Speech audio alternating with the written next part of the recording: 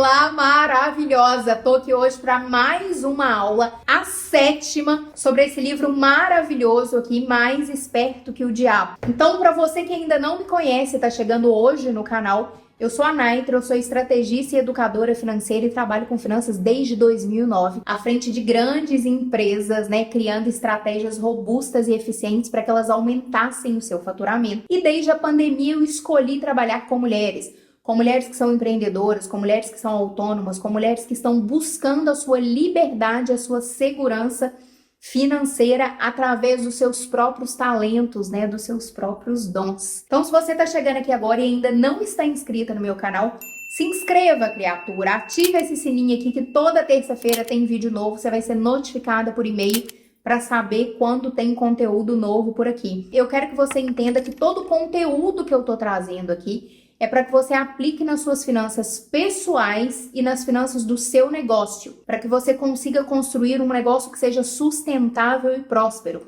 Porque eu já expliquei para as bonitas que não existe um negócio que prospere financeiramente se a dona dele não tem as finanças organizadas. Simplesmente porque quando você precisar de dinheiro, o que você vai fazer? Saquear o caixa da sua empresa. E todas as oportunidades que você tiver de expandir, de crescer, de ganhar mais dinheiro, de faturar mais, você não vai ter de onde tirar dinheiro para reinvestir dentro do seu próprio negócio. Então, maravilhosa, entenda os conceitos que eu tô trazendo aqui, começa a aplicar eles na sua vida pessoal e olhar para o seu negócio para que você consiga prosperar, em todas as esferas da sua vida. Na nossa primeira jornada, quando eu trouxe o livro A Mente Acima do Dinheiro, eu expliquei para vocês como que o nosso cérebro funciona, como que a gente cria os nossos preceitos, as nossas memórias e como que isso vai impactar nas nossas ações. Então ficou muito claro que todas as nossas ações, elas são originadas dos nossos pensamentos, das nossas emoções e dos nossos sentimentos. Isso está armazenado lá no nosso cérebro límbico e ele vai te fazer as suas escolhas financeiras na sua fase adulta. E sem você perceber, de forma inconsciente, você vai repetir tanto que eles vão se transformar em hábitos. É possível trocar esses hábitos? Com certeza, mas isso precisa ser uma ação voluntária. Você precisa escolher, você precisa ter autoobservação, você precisa chamar a responsabilidade para si e decidir que você quer trocar esses hábitos e começar a praticar novas ações baseadas em novos pensamentos e novas emoções, e a partir de então você vai chegar a resultados financeiros diferentes.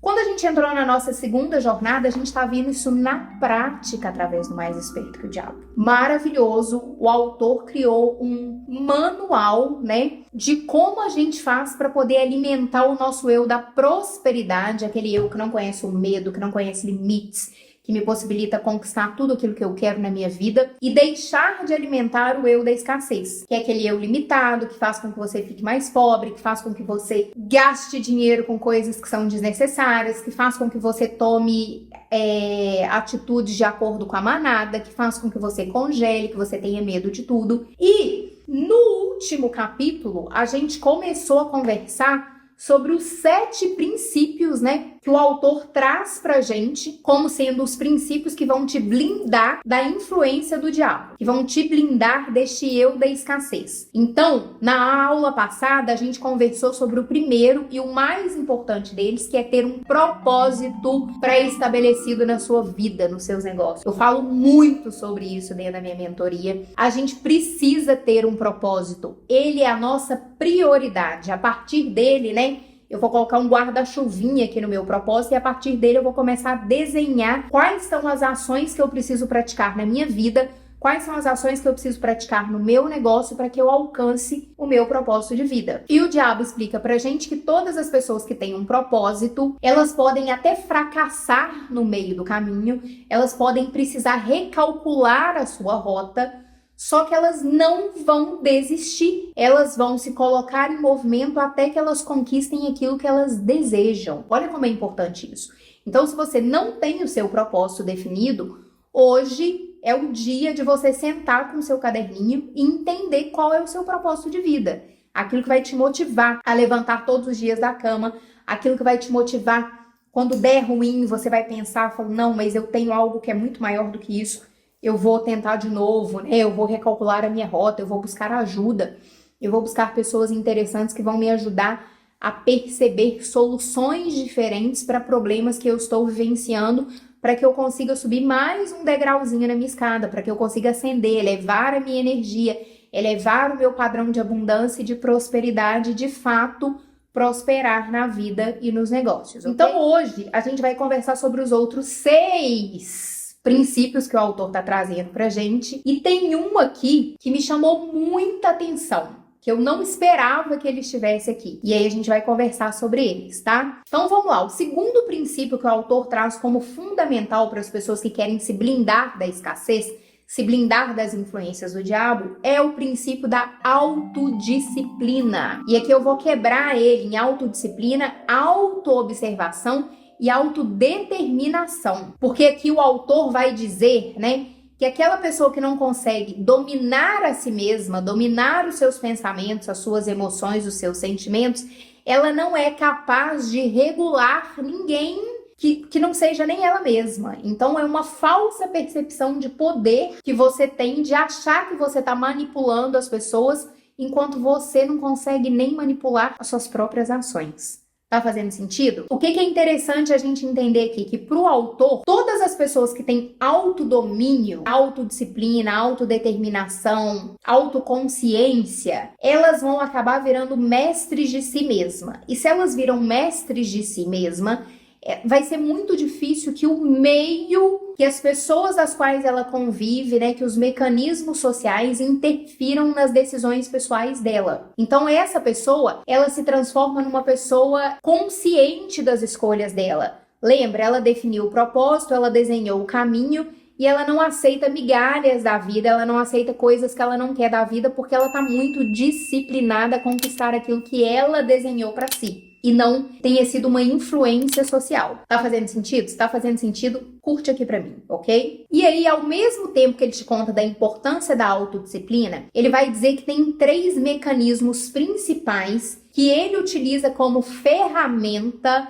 para manipular essas pessoas e fazer com que elas percam a consciência de si mesma e que elas sejam facilmente manipuladas pelo diabo. Os 3 apetites que o autor vai trazer aqui pra gente são o apetite por comida, né, o desejo de comer cada vez mais, sem critério, o desejo pela expressão do sexo, sem critério, e o desejo de expressar opiniões imprecisas. Então, olha que interessante. Genial isso aqui. A gente vai discorrer um pouco mais ao longo dessa aula aqui, mas comida, sexo e opiniões imprecisas, né? A gente lembra aí do efeito fake news, né? O que vem causando nas pessoas. Mas ele parte do princípio que se as pessoas não sabem o que comer, o que colocar dentro de si, elas vão atrapalhar todo o sistema digestivo, todo o sistema excretor, né? Então, a parte do intestino ali, e aí ele vai usar aquela expressão de que as pessoas ficam enfiesadas, né? Mas que essa é uma das formas onde a conexão intestino e cérebro vai fazer com que o cérebro delas sejam contaminados e que essas pessoas tenham facilidade de se alienar, né, e se perderem na estrutura por conta desse efeito, né? Então, eu não consigo controlar aquilo que eu como, eu não consigo escolher aquilo que eu como eu me alimento, a hora que eu me alimento, como eu coloco isso tudo para fora. Se eu sou incapaz de fazer isso, o que é que eu vou conseguir controlar na minha vida, né? Se eu não consigo definir aquilo que eu vou comer. A segunda situação, ele vai falar sobre o sexo, né? E aí o autor pergunta para ele por que o sexo pode ser uma ferramenta de inalienação. E ele fala que é justamente sobre a forma vulgar de se usar das emoções sexuais para conquistar coisas, né? Para usufruir da sua própria vida. E eu quero fazer uma chamada aqui muito importante, porque sexo, assim como dinheiro, é um tabu dentro da nossa sociedade. E normalmente, os religiosos vão entender que sexo só pode ser usado para procriação. Fora disso é pecado, então cria-se uma história muito grande sobre o pecado, né? A gente tem a história da Eva, né, que decidiu acessar o conhecimento ali pelo arquétipo da maçã, e então que a partir desde este momento a gente começa a separar bem e mal e a gente coloca o sexo do lado mal, né? Então, sexo é pejorativo, é ruim, a gente não deveria usufruir dessa energia. Só que, ao mesmo tempo, a chamada que eu preciso trazer aqui para você é que o sexo é uma energia assim como a energia do dinheiro, uma energia isenta de bem ou de mal. E que você vai vestir uma capinha no seu dinheiro e na forma como você pratica sexo. Eu já trouxe isso em outras aulas. Então vamos lá, o que eu quero dizer? Quando você pratica sexo ou quando você conquista dinheiro, não existe isso de que o sexo é ruim, que eu vou manipular as pessoas por aqui e que eu vou conseguir coisas materiais através do sexo, enfim, ou que eu vou fazer uma pessoa sofrer, ou que eu vou fazer uma pessoa se agarrar a mim. Da mesma forma como não existe essa energia negativa no dinheiro. E muito disso, muito desses conceitos vem dos princípios religiosos, né, sociais, patriarcais que a gente vem construindo, não sei nem quanto tempo, né? Pelo amor de Dadá. Então, o que eu quero dizer? Você tem uma energia, assim como eu tenho uma energia.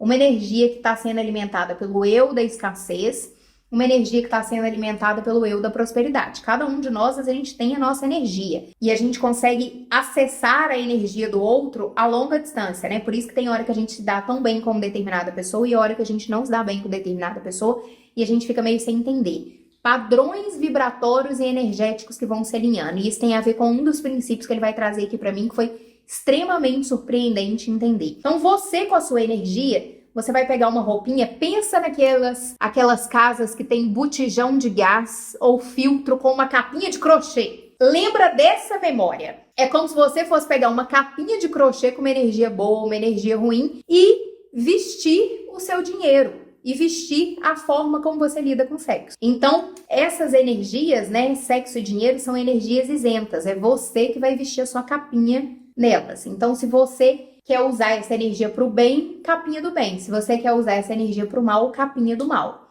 Ontem, inclusive, eu assisti um filme maravilhoso que deixa muito claro o poder do dinheiro sendo usado para o bem. Né, que mais uma vez prova que as pessoas que têm dinheiro não significa que elas são ruins ou boas, né? Elas já eram naturalmente boas ou ruins e o dinheiro vem para expandir, né, a energia dessa própria pessoa. Então o autor vai trazer aqui pra gente a importância de se usar a energia criativa do sexo. Ele vai discorrer aqui ao longo desse capítulo sobre a importância de você ter libido. Religiosamente, a gente associou libido só ao ato de praticar sexo com outras pessoas, enfim. Só que na realidade é uma potência muito maior do que isso. Então, quando a gente usa a nossa energia sexual, a nossa energia criativa, a nossa libido para poder praticar outras coisas na nossa vida, a gente ganha uma potência tão gigante que nada nem ninguém pode parar a gente. É justamente isso que o autor fala aqui.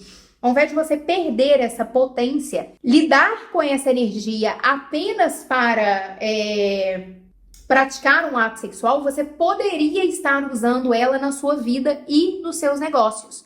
Olha que interessante. Então, por isso que a gente fala, nossa, eu tenho tesão de trabalhar com o que eu faço, eu tenho tesão de ler esse livro, ou então de assistir isso, ou então de conversar com fulano. É uma energia que está no nosso corpo. E ela pode ser adormecida, ela pode ser manipulada para que eu use a minha energia sexual para o mal, ou então ela pode ser uma puta de uma energia criativa que vai expandir todas as coisas que eu escolher fazer na minha vida. É como se fosse para quem faz academia vai entender, os pré-treinos, né? Que deixam a gente tipo mais agitada, que a gente consegue movimentar mais, fazer mais exercício, pegar mais peso. A energia do libido, se bem canalizada, ela vai ser o nosso pré-treino da vida, o nosso pré-treino dos negócios. Então, por isso que ele fala que se você aprende o que comer, como usar o seu sistema, né, digestivo e excretor ao seu favor, você vai conseguir manter a sua cabeça muito mais leve, muito mais focada, muito mais alinhada com as ações que você precisa praticar para alcançar o seu propósito de vida. Se você aprender a lidar com o sexo nessa forma potente e criativa e usar essa energia, você vai expandir pra caramba as coisas que você faz. E ao mesmo tempo, se você aprender a não falar sem saber o que você está falando, a ter consciência do que você está falando, a expressar as suas opiniões, a buscar as fontes dela, a criar todas as suas conexões, os seus argumentos, e colocar isso no mundo sem ficar fomentando fofoquinhas, sem ficar fomentando as fake news aí, você vai se blindar do medo, você vai se blindar deste movimento social, você vai se blindar das energias sociais e do ambiente e você vai continuar pensando com a sua própria cabeça. E ele traz dois pontos aqui que eu quero trazer, que eu achei de extrema importância, que ele fala por que um questionamento do autor para o diabo. Por que as crianças não são ensinadas sobre o poder do sexo, né, sobre a energia sexual na escola? Olha que interessante. Esse livro foi escrito antes da Segunda Guerra Mundial. E ele está abordando temas que hoje a gente está tentando abordar na nossa sociedade e a gente está criando diálogos extremamente preconceituosos, arcaicos, misóginos, patriarcais, polarizados. E a gente não está conseguindo aplicar ensinamentos que a gente anda tendo assim há milênios. A gente não conseguiu sair do raso ainda. Pelo amor de Dadá. Vamos ver se a gente dá um saltinho aí, né, na nossa inteligência, né, como dizem por aí, um salto quântico, para a gente evoluir essa humanidade, para a gente conseguir aplicar os conhecimentos tão ricos que a gente recebe da vida, transformar isso em sabedoria, amadurecer como sociedade, para que a gente tenha mais qualidade de vida, né, para todo mundo. E ele vai falar sobre isso, sobre a importância que a gente deveria levar a sério o aprendizado sexual nas escolas. Ele vai deixar claro sobre o impacto que o fato de os pais não saberem lidar, né, com a energia sexual. Aqui ele não está falando sobre sexualidade, mas ele está falando sobre a energia sexual. Como os adultos não sabem lidar com isso, eles não têm condições de explicar para as crianças. E o quanto isso seria importante. O quanto isso diminuiria probabilidade das nossas crianças sofrerem violência sexual. Então ele fala isso, ele fala que as nossas crianças ainda não aprenderam sobre isso, porque nós, enquanto adultos, não aprendemos sobre. Então a gente continua olhando para o sexo de uma forma extremamente pejorativa, um tabu, e assim como a gente não fala sobre dinheiro, a gente não fala sobre sexo, e a gente acha que se enfiar as coisas para debaixo do tapete, elas estão resolvidas. E a gente tem visto que não, né? E outra coisa que eu quero trazer aqui para vocês, que foi extremamente importante que ele traz, é justamente sobre o hábito de expressar opiniões imprecisas e desorganizadas. E o hábito de adivinhar, ao invés de procurar pelos fatos, no momento em que eles formam opiniões, criam ideias ou organizam planos. Acabei de ler Os Engenheiros do Caos, que mostram a importância da gente se ater às informações que chegam a nós, para que a gente crie as nossas próprias formas de pensar e de argumentar, para que a gente seja cada vez menos manipulada, né, pelos algoritmos. Não vou entrar nesse livro, mas eu só queria que vocês entendessem que existe um mecanismo, um método que foi instaurado em Roma, obteve sucesso e a partir de então ele foi expandido, né, para outras áreas políticas ao redor do mundo e a gente está vendo os resultados. E basicamente a maior ferramenta que esse método utiliza são as fake news. Então, uma das 3 situações que o diabo traz como formas dele alienar as pessoas através de informações que não são verídicas. Pessoas que falam muito sem saber o que estão falando. Pessoas que são presas fáceis. Para essas pessoas que têm o entendimento da comunicação, têm o entendimento da origem dos fatos e como elas vão manipular essas informações, elas acabam manipulando uma multidão, uma manada de pessoas. Então, bonita, 3 pontos que você precisa ficar atenta a partir de agora para que você modifique, né, os seus hábitos, para que você consiga reconstruir novos pensamentos, novos sentimentos, novas emoções que vão projetar ações novas e, portanto, resultados novos na sua vida. Então, você precisa, a partir de agora, prestar atenção no que você come, prestar atenção em como você lida com o sexo e prestar atenção em como você administra as informações que chegam e que saem de você. Os oradores que têm a capacidade de comunicar de forma clara, de comunicar de forma criativa, de comunicar de forma argumentadora, de forma crítica, eles têm a possibilidade de ajudar essas mentes a abrirem novos campos para que elas mesmas comecem a criar os seus próprios pensamentos. Enquanto as pessoas que estão com más intenções, elas vão usar desse poder da oratória, desse poder da comunicação, para simplesmente lhe convencer a pensar como elas, a agir como elas e fazer escolhas que são importantes para elas. Então ele faz esse chamado aqui, e o chamado que eu faço é como é que você está usando a comunicação no seu servir, como é que você está usando a comunicação com seus clientes, como é que você está usando a comunicação com seus filhos, com as pessoas ao redor de você.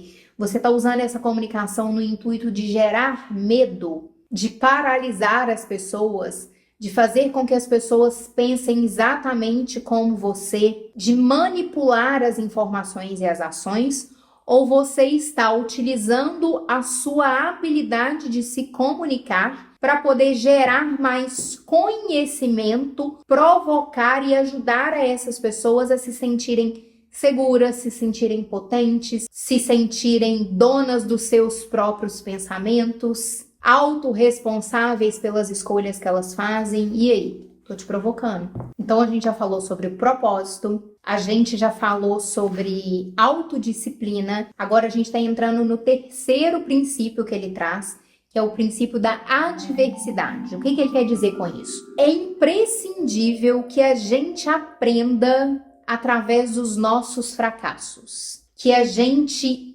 tenha uma vantagem competitiva diante de todas aquelas situações que a gente passou e que a gente fracassou. Ele vai fazer uma diferença entre derrota temporária e fracasso, que nada mais é do que o seguinte: aquele fracasso que não te paralisa, você entende que você fracassou, mas mesmo assim você vai passar por cima dele, porque você tem um propósito desenhado e você quer chegar lá na frente, ele vai ser reduzido a uma derrota temporária. Aquele fracasso que te paralisa, que te fez desistir do seu sonho e que vai te fazer recuar, de fato ele é um fracasso. Então, para o autor, a nossa autodeterminação, a nossa vontade de executar o nosso propósito vai fazer com que a gente passe por cima de fracassos e aí eles vão ganhar uma nova nomenclatura que vai ser tipo uma derrota temporária. A partir do momento que eu passei por um fracasso e não consegui sair dele, é ali que eu vou desistir, então ele de fato vai ser um fracasso. Lá bem no início do livro, né, de acordo com a estatística do diabo, as pessoas comuns, quando elas passam por 3 fracassos, elas desistem de alcançar o propósito delas. Porque para ele, muito provavelmente, essa pessoa não tinha um propósito definido. Então ela tentou alguma coisa, fracassou, tentou alguma coisa, fracassou, tentou alguma coisa, fracassou.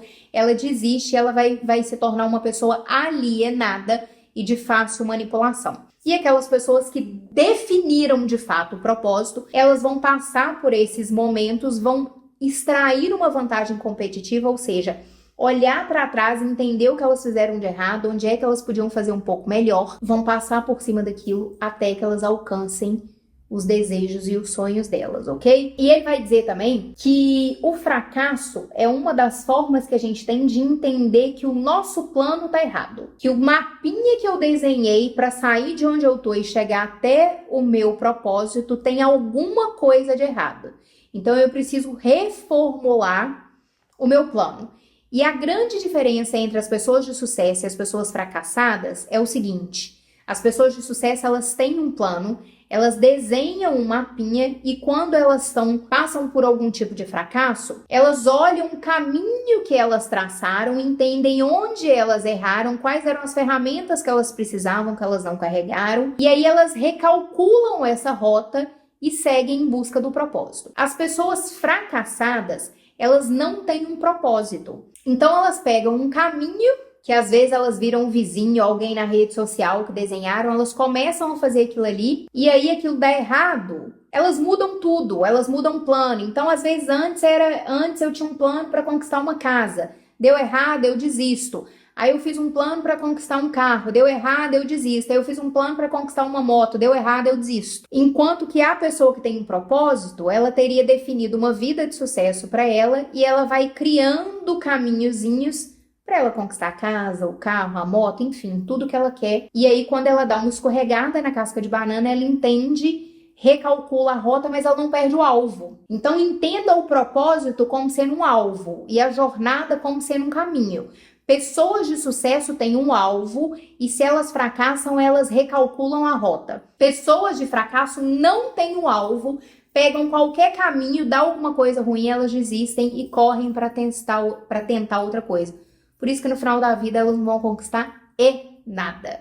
Então, decide aí quem é que você quer ser. Uma pessoa de sucesso ou uma pessoa de fracasso, ok? E ele vai trazer uma passagem aqui extremamente interessante e a gente vai conversar sobre ela porque é uma das coisas que eu converso muito com as minhas mentoradas. Sobre sim, às vezes o meio pode te desanimar, às vezes o meio pode te dizer que as coisas vão ser um pouco mais difíceis daquilo que você gostaria, mas se você tiver autodeterminação e autorresponsabilidade, você se sobressai ao meio. E se você não tem isso, você vai se sucumbir e vai se permitir ser guiada, manipulada pelo meio. Ele traz, por exemplo, o exemplo da crise de 29.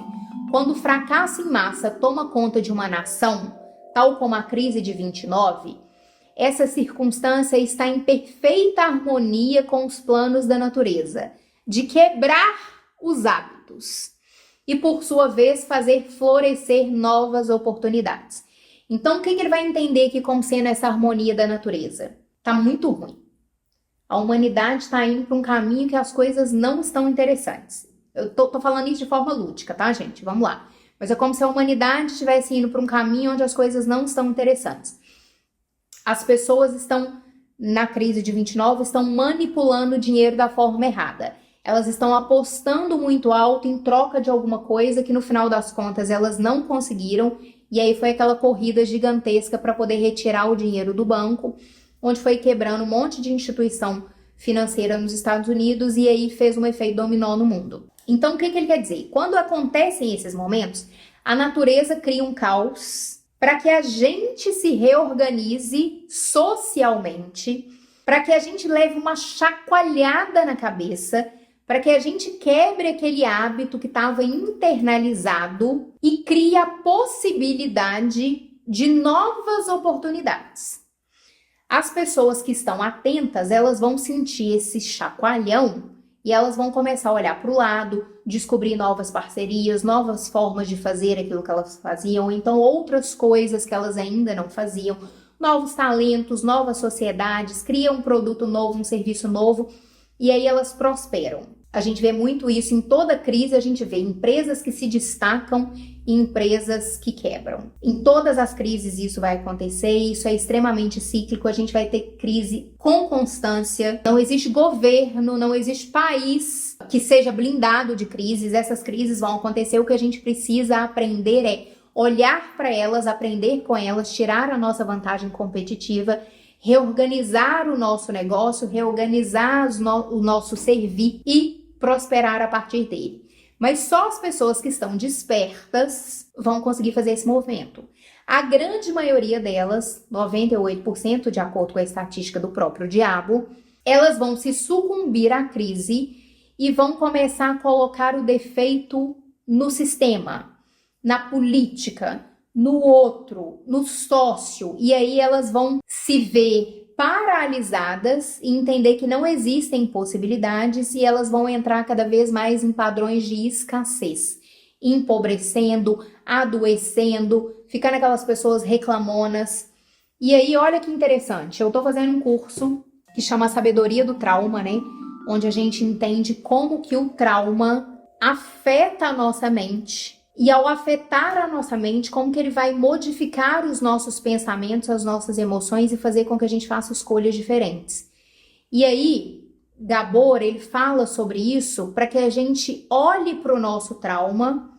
Eu vou usar a vantagem competitiva, que o autor do nosso livro está trazendo aqui, e tire uma vantagem competitiva, como que eu vou lidar com isso a partir de agora que eu ganhei consciência, como que eu vou lidar com os meus traumas.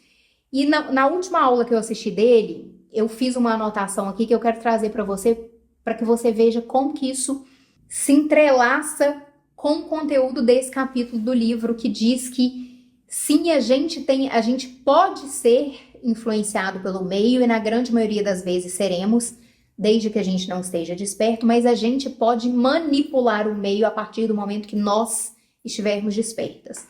Então o Gabor traz isso aqui na aula dele, ó. Quando você justifica o governo isso, o sistema aquilo, o meu sócio fez isso, o meu marido fez isso, o que você está fazendo da sua vida? Você está dizendo que você é impotente, que você é indefesa.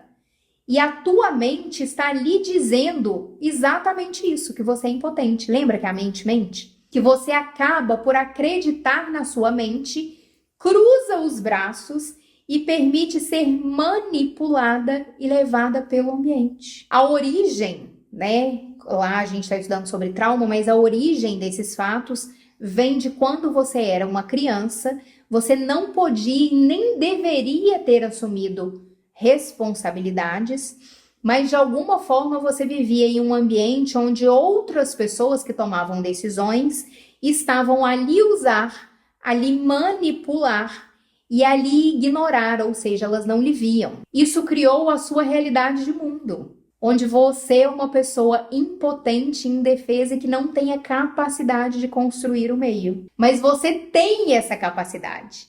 E você, inclusive, tem a responsabilidade de fazer isso por você mesma. Então, olha como os conhecimentos, eles vão se aglutinando, né? E a gente vai entendendo de onde vêm as nossas origens. Então, aquela pessoa que se permite ser levada pelo meio, que para de ver possibilidades na vida, ela tem um trauma. E a gente vem falando muito disso lá desde a mente do diabo, né? Como você cria os seus preceitos, as suas memórias, enquanto criança. Gabor elucidou pra gente uma forma de se traumatizar que vai virar um preceito, que vai virar uma crença, que vai manipular os seus sentimentos, os seus pensamentos e vai fazer com que você tome ações que não são favoráveis para você. Então você faz escolhas financeiras que são ruins para você, escolhas financeiras que são ruins para sua família, escolhas financeiras que são ruins para o seu próprio negócio. Então, bonita, crises sempre haverão. O que você pode fazer a partir delas é entendê-las, tirar uma vantagem competitiva para si e recriar a sua própria história. Isso é ter autorresponsabilidade pelas escolhas que você faz na vida. Ou então você pode deixar para lá, se deixar ser manipulada pelo meio, né?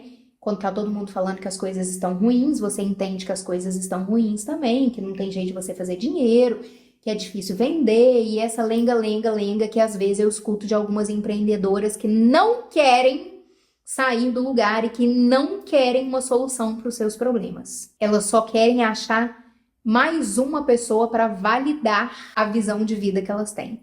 Então entende aí nesse momento qual é o seu lugar no mundo, né? O que é que você está se propondo para você mesma. Então agora a gente vai para o quarto princípio. A gente vai falar sobre o ambiente, né? A importância do ambiente.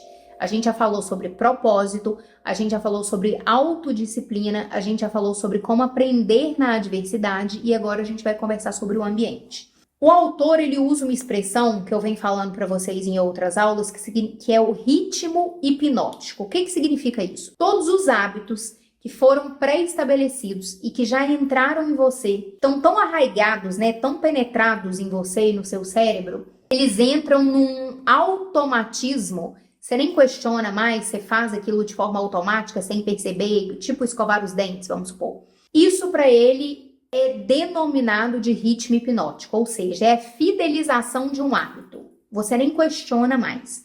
Eu vou fazer um paralelo com a mente acima do dinheiro, que o ritmo hipnótico seria mais ou menos os nossos caminhos neurais. O que acontece? A gente passa por uma determinada situação, isso vai ativar um pensamento, né? Ativar uma emoção do nosso corpo, o nosso cérebro automaticamente vai resgatar uma memória e vai fazer com que a gente faça uma escolha exatamente igual a gente faz todos os dias. Então é um caminho neural, ele está pronto. Acontece aquela conexão, ele faz o mesmo movimento que ele faz em todos os momentos. E a gente já entendeu que é possível apagar alguns caminhos neurais, começar a criar outras estradinhas dentro do nosso cérebro que sejam mais coerentes, né? Que é a criação de novos hábitos, para que depois eu possa fidelizá-los e eles virarem os meus novos caminhos neurais, o meu novo ritmo hipnótico.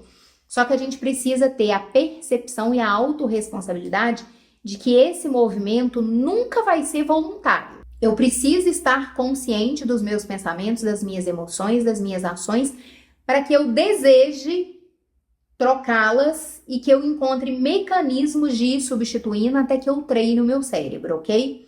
Então é importante a gente fazer essa associação porque no fundo, são palavras diferentes, mas que estão falando sobre o mesmo conceito. E ele traz uma percepção aqui super importante, que ele diz que a parte mais importante do meio, né, do ambiente em que uma pessoa é criada, é a ligação dela, a associação dela com outras pessoas. Porque todas as pessoas absorvem o que está sendo movimentado naquele espaço de tempo e acabam assumindo para si, seja de forma consciente ou inconsciente, os hábitos de pensamento daquelas pessoas com as quais elas se associam de forma intimamente. Tem uma frase que é muito difundida na internet, que fala que você é a média das 5 pessoas das quais você mais convive. E é justamente isso que o autor está falando aqui. Ele fala da importância do meio e de como o meio vai te manipular para o bem ou para o mal. Quando você está inconsciente, você vai ser levada, né, pelo ambiente e você vai começar a fazer as mesmas coisas que as pessoas que estão à sua volta fazem.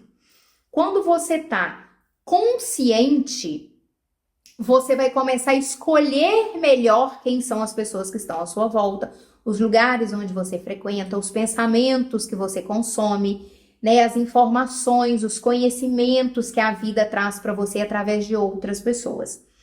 E aí, obviamente, você vai acabar sendo um reflexo desse movimento das pessoas que estão próximas de você.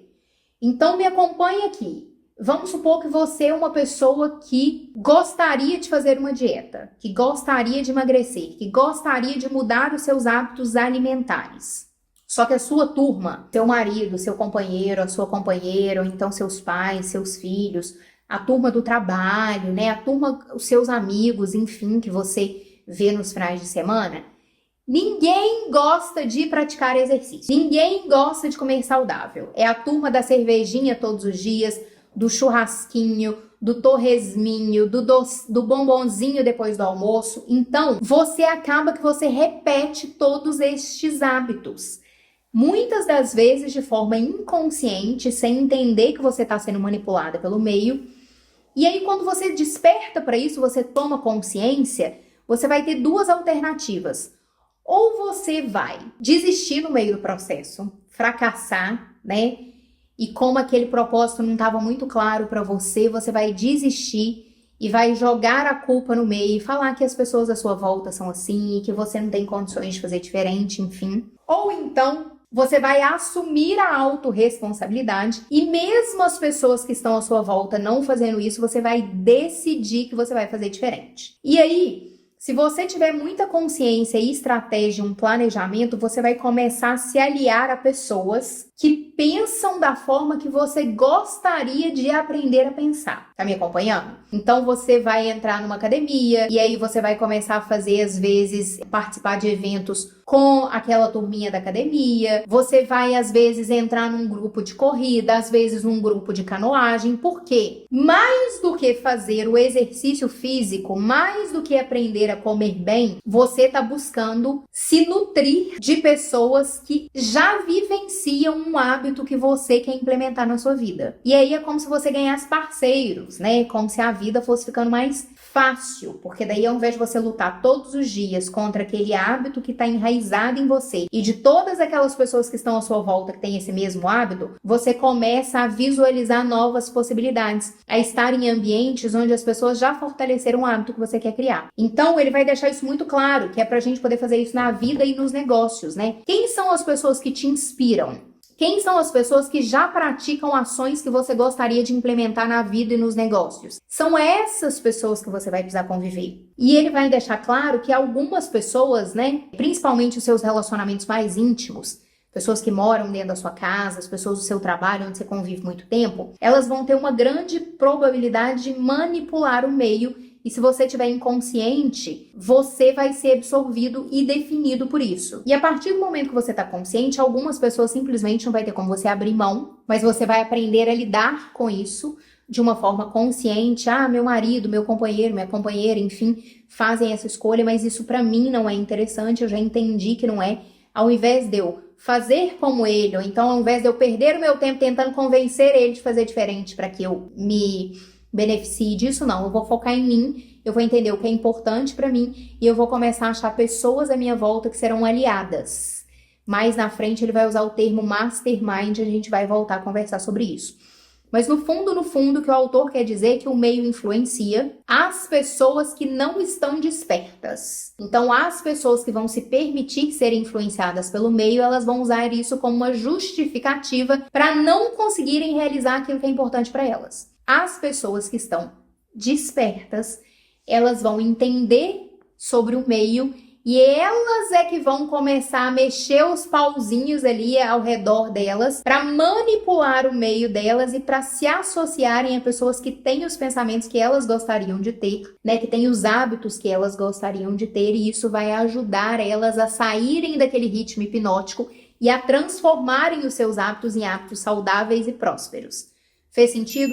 Se fez sentido, curte esse vídeo aqui maravilhoso. Se você não está inscrita nesse canal ainda, se inscreve, criatura. E se você quer ser provocada, né, através de exercícios práticos, sejam do cunho de comportamento financeiro, sejam de planejamento e organização financeira, eu tenho um grupo no WhatsApp gratuito. O link tá sempre na bio dos meus vídeos aqui, onde todas as terças-feiras eu entrego o link da nossa aula, então eu facilito a vida para tu. Então toda quarta-feira eu entrego um exercício prático para que você possa colocar em prática todo o conhecimento que eu tô trazendo aqui para você, para que você possa melhorar as suas finanças pessoais, as finanças do seu negócio e prosperar na vida. Então clica no link aqui que eu tô te esperando lá dentro do meu grupo do WhatsApp, ok? Maravilhosa? O diabo vai responder uma pergunta, né, do nosso autor, porque o autor quer entender se existe alguma saída para quem é alienado.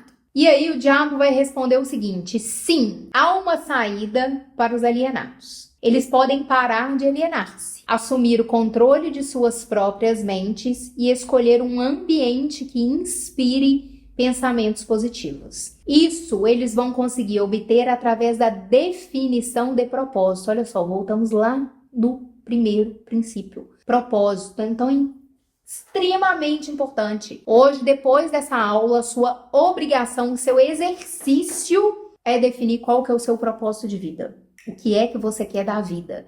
E a partir de então, você vai desenhar uma estratégia, um planejamento para você conquistar, ok? E aqui a parte que ele fala do Mastermind, né, que eu achei extremamente interessante. A gente vê muito isso hoje através das redes sociais, né? O marketing digital usa muito isso, e até de uma forma um pouco deturpada, para elevar, às vezes, valor de venda, de mentoria, essas coisas, e no final das contas não tem nada de mastermind lá dentro. Mas presta atenção nisso aqui, até para que você fique esperta e abra sua percepção quando as pessoas forem falar sobre mastermind, ok? O mais efetivo de todos os ambientes é aquele pelo qual um grupo de pessoas cria uma aliança amigável, que os obriga a auxiliar um ao outro ao alcance de um objetivo, através de um propósito pré-definido. Esse tipo de aliança é conhecida como mastermind. O mastermind consiste na associação de indivíduos cuidadosamente escolhidos, cada qual enriquecendo essa aliança com algum conhecimento, experiência, educação, plano ou ideia, especialmente habilitados para fazer com que o objetivo de cada um seja atingido através de um propósito definido. Então pensa, é como se você juntasse mentes muito maravilhosas, pensadores interessantes de áreas diferentes. Então você pode ter alguém no marketing, alguém nas finanças, alguém que fala sobre a parte de psicologia, né, que fala sobre a parte de pessoas, sobre comunicação, sobre vendas. Você vai juntar mentes que são muito interessantes. Essas mentes vão olhar para o propósito de cada uma dessas pessoas que está integrando este mastermind e elas vão contribuir de forma prática e objetiva para que todas essas pessoas alcancem o seu propósito. Isso é um mastermind. Olha que interessante.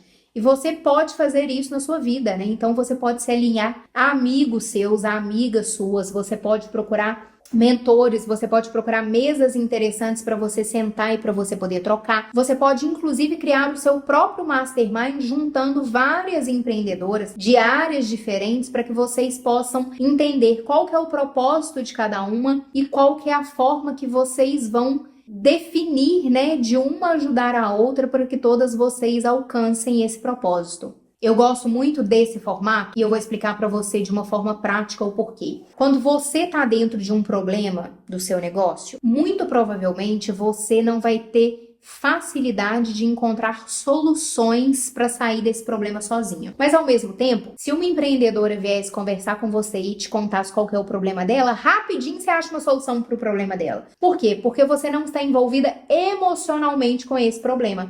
Então você consegue olhar por cima e ajudar essa pessoa a criar uma estratégia. Eu sei que isso já aconteceu várias vezes com você. A mesma coisa vai acontecer com você. Quando você tem um problema, se você compartilha ele com uma outra empreendedora, ela vai olhar para o seu negócio e vai falar assim, olha, você já testou isso? Você já fez isso? Por que você não faz isso? Ela vai te trazer soluções.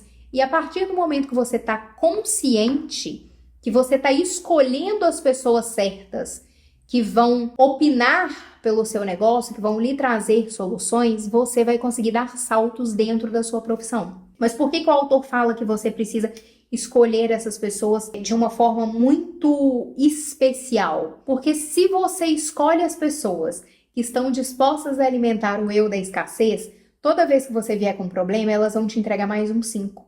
Elas vão joga um balde de água fria no seu tesão de fazer as coisas acontecerem. E ao invés de você se sentir nutrida, ao invés de você receber ajuda, você vai ter a sensação de que você está sendo puxada para trás. Então, por isso, aprenda a escolher as pessoas das quais você quer manter na sua vida. Isso é extremamente importante, inteligente e estratégico para você conseguir realizar os seus sonhos. Ele vai deixar muito claro que os líderes mais bem-sucedidos do universo se apropriam dessa ferramenta, né? E isso faz muito sentido porque ninguém vence sozinho. Não somos seres independentes, somos seres sociáveis, né? Desde que o mundo é mundo.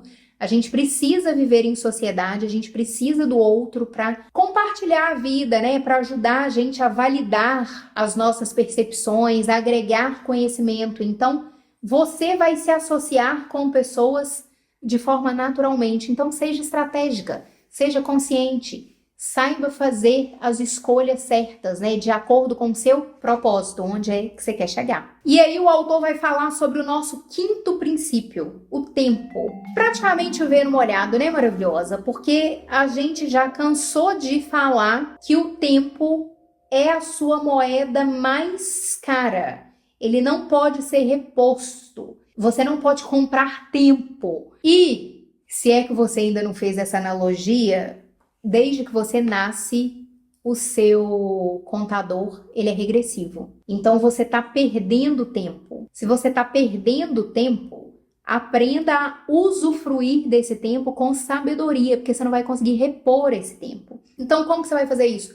Escolhendo as pessoas que você convive, definindo o seu propósito, entendendo quais são as ações que são importantes para você. E aí, nesse momento, você deve estar pensando assim, nossa, Nath, que vida chata. A partir de agora eu vou ter que pensar em tudo, eu vou ter que ter estratégia para tudo, eu vou ter que saber tudo. Amor, se tu quer prosperar na vida e nos negócios, sim. E se isso para você é pouco, eu não sei nem por que você está assistindo essas aulas. Porque vamos lá, bonita. Tu nasceu nesse mundo com um propósito, com uma missão.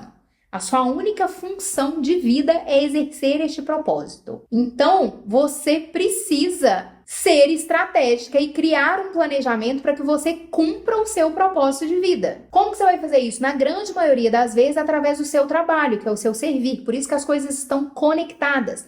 Não existe essa separação. Quando você entende isso, você vai se colocar a serviço do outro para que você realize o seu propósito no mundo. Essa é a sua única função. A sua função não é comprar uma casa, não é comprar um carro, não é virar milionária, não é conhecer todos os países do mundo.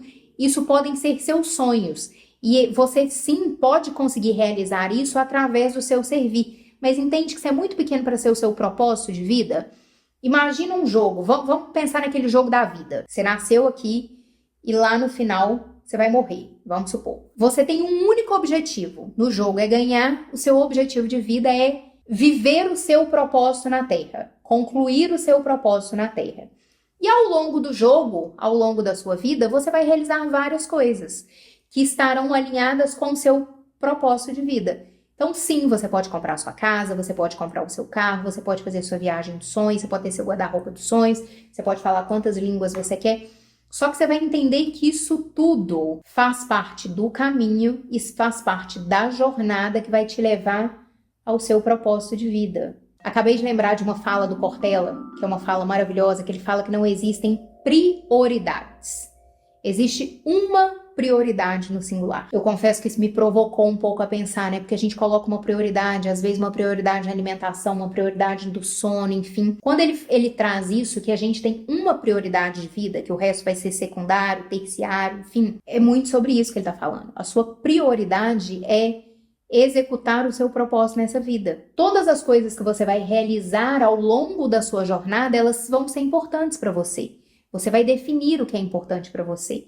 E aí, ao longo da sua jornada de vida, você vai conseguir realizar isso, desde que você tenha planejamento e estratégia para poder realizar. Só que o que você veio realizar nessa vida é muito maior do que construir uma casa, é muito maior do que ser bilionário, é muito maior do que construir um negócio de sucesso. Isso pode fazer parte da sua estratégia, mas você não está aqui só para isso, ok? O autor, ele vai fazer uma diferenciação entre sabedoria e conhecimento. Conhecimento é tudo aquilo que a gente vem adquirindo ao longo da nossa vida. Informações, relações com outras pessoas, consequência das nossas ações, uma coisa que eu li, uma coisa que eu escutei, uma coisa que eu vivenciei, uma viagem que eu fiz. Isso tudo me traz conhecimento. A partir do momento que eu consigo associar esses conhecimentos, acrescentar um pensamento crítico, né? Elaborar as informações que chegam até mim, eu posso transformar isso em sabedoria. Mas isso não vai acontecer de forma automática e não vai acontecer só porque eu estou envelhecendo e porque eu estou usufruindo do meu tempo ao longo da minha vida. O autor deixa isso muito claro, que você vai precisar de um esforço voluntário para transformar todo o conhecimento que você recebeu em sabedoria e poder aplicar isso na sua vida. E, obviamente, isso vai ser uma vantagem competitiva.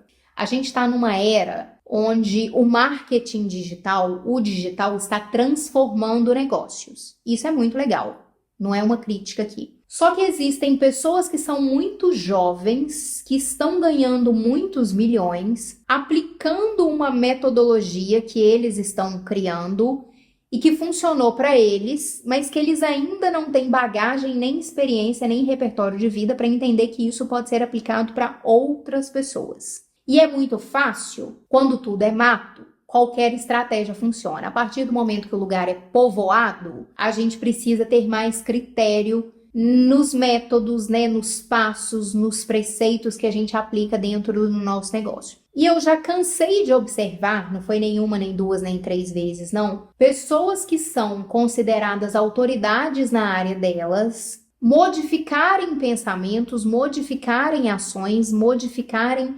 métodos, porque elas passaram a entender que aquilo não funcionava e que existiam novas formas de se fazer. Por quê? Com o decorrer do tempo, ao irem associando vários conhecimentos, prática, bagagem, elas têm a percepção de transformar isso em sabedoria e entender que existem melhorias. Não tem nada de errado nisso. Todas nós vamos passar por isso, se Deus quiser, né? Que nosso objetivo é aperfeiçoar. Não é passar a vida toda só adquirindo conhecimento sem transformar isso em sabedoria. Só que o que acontece? Tem muita gente do lado de cá, nos bastidores, acompanhando o palco dessas pessoas, e aí entra num lugar de invalidar as próprias experiências porque fulano mandou fazer assim, porque ciclano mandou fazer assim. E a chamada que eu tô fazendo aqui é: olha para você, olha para as informações que você adquiriu ao longo da vida, olha para as coisas que você aplicou, abra sua mente, saia do automático, questione isso para entender se para você faz sentido ou se você já passou por isso que essa autoridade está lhe explicando que você deveria fazer, só que você já maturou esse conhecimento e hoje você já entendeu que você tem que fazer outra coisa. E aí, bonita, você vai rasgar toda a sua bagagem, toda a sua experiência de vida e vai passar um determinado período, você vai escutar essa autoridade falando que era pra você fazer justamente aquilo que a sua intuição tinha te mandado fazer lá atrás. E você vai ficar puta. Porque você vai pensar assim, se eu tivesse levado adiante a minha intuição, aquilo que eu acumulei como conhecimento, que eu estava aplicando na minha vida, que eu já tinha tirado uma vantagem competitiva, eu ia estar lá na frente. Mas o que eu fiz?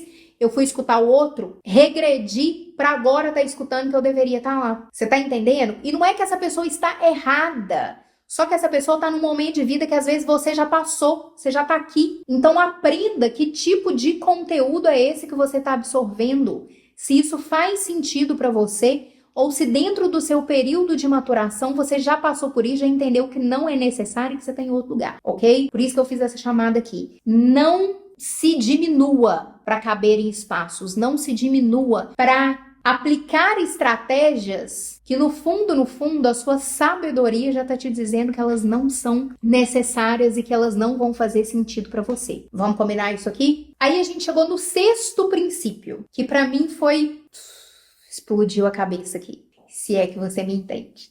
Que é o princípio da harmonia. E aí, o que a gente vai pensar em termos de harmonia? A gente vai pensar em espaços que vão se harmonizar de acordo com as nossas necessidades. Tá fazendo sentido? Só que o que o autor vai trazer, que é extremamente disruptivo, é que não existe uma harmonia. Porque a gente pode pensar que um espaço harmônico é um espaço de prosperidade, é um espaço de abundância. Então, quando eu encontro a harmonia, eu vou prosperar, eu vou crescer nos negócios. Só que o que o autor está trazendo é que a harmonia, ela é uma lei da natureza e ela vai juntar forças harmônicas. O que significa isso? Se eu estou vibrando na prosperidade, na abundância, eu vou me alinhar e vou me harmonizar com outras forças da natureza que vibram nessa mesma energia. Então eu vou me conectar com pessoas que estão sendo produtivas, que estão prosperando, que são abundantes, que são saudáveis. Olha só, eu estou harmonizando com as energias que são pares às minhas energias. Só que eu também posso me harmonizar às energias de escassez, às energias de medo, às energias de culpa, de dúvida, de vergonha. Porque se essa é a minha energia, eu vou me harmonizar com os pares. E olha que interessante, ele fala que obrigatoriamente essa harmonia vai acontecer. E eu vou ser guiada pela minha energia, né, pelo meu padrão vibratório a harmonizar com os meus pares, seja para o bem ou seja para o mal. E ele fala que o ponto de partida para que eu defina o meu ambiente, para que eu escolha o ambiente onde eu quero me harmonizar, é o meu propósito. Olha a gente voltando lá no início de tudo. Não é à toa que propósito é o primeiro princípio. Não é à toa que esse livro está falando o tempo todo sobre propósito. Porque ele vai ser seu alvo, ele vai ser seu guia. Olha a importância, bonita. Então, terminou essa aula aqui, vai escrever seu propósito. Se você quiser, compartilha ele aqui comigo, deixa eu entender, deixa eu te ajudar a entender. Deixa eu te ajudar a definir a forma como você vai lidar com o seu propósito, né? Te ajudar a clarear nesse propósito, porque isso é extremamente importante.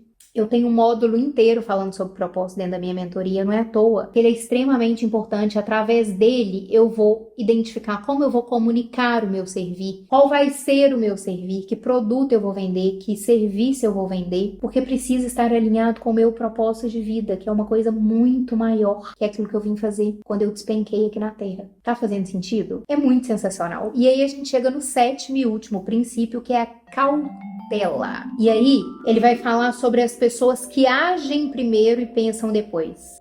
Lembrei da energia ariana, né? Muito... Eu vou lá e faço, depois eu penso naquilo que eu fiz para ver se era aquilo mesmo que eu tinha feito, que eu deveria ter feito, né? Então, se você é uma ariana, você sabe do que eu tô falando. Mas primeiro eu vou fazer só uma diferenciação aqui entre cautela e medo. Porque o autor vai perguntar, e o excesso de cautela não pode ser prejudicial? Só que o diabo diz que o excesso de cautela não é mais cautela, é medo. Eu tenho medo de tudo, eu me paraliso e eu não tomo atitude nenhuma. Então, que as pessoas que não são alienadas, elas vão agir sempre com cautela, ou seja, elas vão pensar cuidadosamente em todos os passos do seu plano antes de começá-los. Eu não vou cansar de repetir que esse povo que só age, não chega em lugar nenhum. Eu não vou cansar de repetir que você não pode sair por aí agindo sem planejar. É extremamente importante você planejar, você entender quais são as ferramentas que você precisa colocar na sua mochilinha a hora que você sair na sua jornada. O que você precisa levar para comer, se você vai precisar de um agasalho, se você vai precisar de um chinelo, se você vai precisar de uma ferramenta de comunicação, se é uma ferramenta financeira, enfim. Você precisa planejar os seus passos. E ele fala sobre isso aqui. Quem age com cautela, pensa cuidadosamente em todos os passos do seu plano antes de começar a agir. Tá entendendo que planejamento e organização não é perda de tempo? Pelo contrário, é uma forma genuína e eficiente de você administrar o seu tempo, de você usar o seu tempo de forma sábia. Então, a próxima vez que eu pegar uma empreendedora falando para mim que planejamento é perda de tempo, que o negócio é sair fazendo, e aí no meio do caminho você vê o que você faz, eu vou mandar uma foto dessa página aqui para ela para ver se ela sai lá do ritmo frenético e automático que ela tá, e se ela desperta e se ela traz para consciência a importância de planejar os seus atos, ok? Mais do que isso, ele diz que quem planeja vai cuidar de todos os detalhes, mesmo daqueles que pareçam ser sem importância, e utiliza a cautela como meio de garantir o sucesso. Olha que interessante. Planeja, pensa nos detalhes. Eu gosto muito de pensar nos cenários. Se cenário A acontecer, eu posso tomar determinadas atitudes, né? Criar determinadas resoluções. Se o cenário B acontecer, se o cenário C acontecer, eu sempre penso em pelo menos 3 cenários a hora que eu estou desenhando o meu próprio planejamento ou o planejamento das minhas mentoradas. Um que é o melhor cenário do mundo, que se tudo acontecer, a gente vai delirar de felicidade, celebrar pra caramba.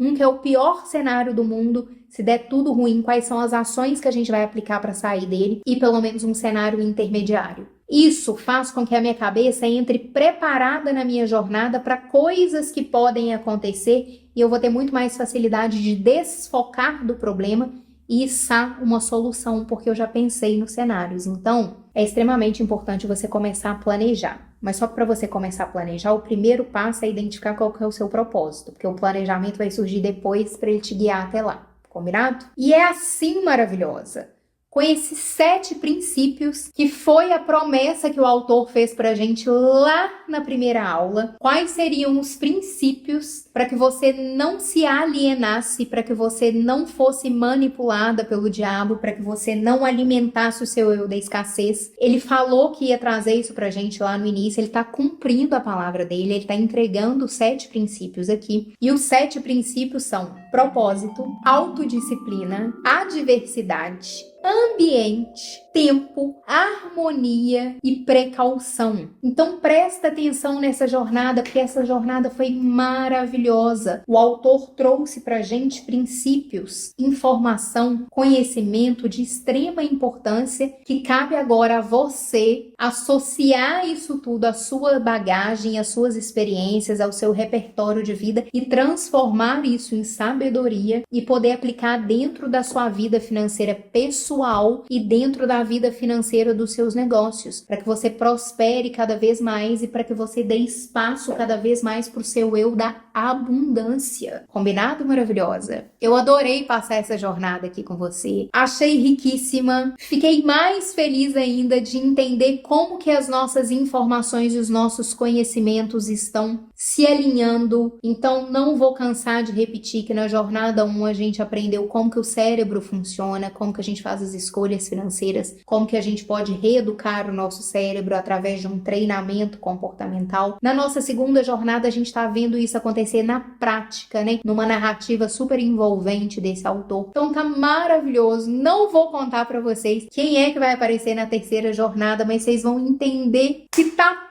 tudo misturado, tá tudo se convergendo para o mesmo lugar. E aí, se você tiver a autodeterminação e a autorresponsabilidade, as suas finanças, as finanças do seu negócio serão uma antes dessa jornada e outra completamente diferente após essa jornada. Mas para isso você precisa ter a disciplina, ter a consciência, ter a estratégia de como você vai definir o seu ambiente para que ele facilite a sua jornada até o seu propósito. Tá fazendo sentido?